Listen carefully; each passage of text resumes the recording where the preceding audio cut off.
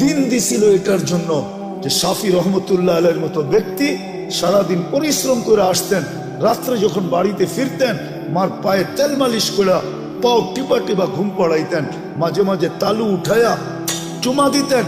মা জিজ্ঞাসা করতো কি করি সেটা? তোমার পায়ের তালুতে চুমা দেই না, আমি তো আমার জান্নাতে চুমা দেওয়ার স্বাদ নিতেছি। দিন দিছিলেন এটার জন্য। মুসা আলাইহিস সালাম জিজ্ঞাসা করছে আমার জান্নাতের বন্ধুকে, বলছে কসাই। তো বলতেছে আল্লাহ আমি যেমন জিগাই জবাব এরকমই দেন। আমি জিজ্ঞেসি জান্নাতের বন্ধু, আপনি ফট করে কয়ে দিলেন কসাই। কোথায় কসাই, কোথায় আমি? আল্লাহ বলে সিদ্ধান্ত এটা। বলছে ঠিক আছে অ্যাড্রেস দেন, যায় দেখি কি আমল করে। যায় দেখে হ্যাঁ কসাই। বলছে তোর এখানে মেহমান হওয়া যাবে? কয় বিলকুল যাবে, কিন্তু শর্ত আছে, আমি দোকান বন্ধ করে বাড়িতে আগে যাব না, আগে এক জায়গায় যাব তারপরে আমার বাড়িতে যাব। তো মুসা আলাইহিস সালাম বলে চল ভাই, যেমন বলবি তেমনই।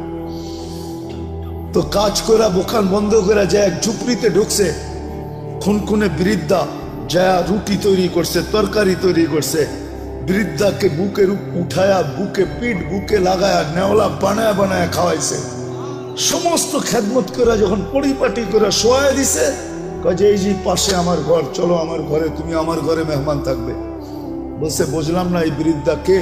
আমার মা, সকালে সেবা করে যাই, বিকালে এসে আগে মার সেবা করি। বুঝলাম তো সেবা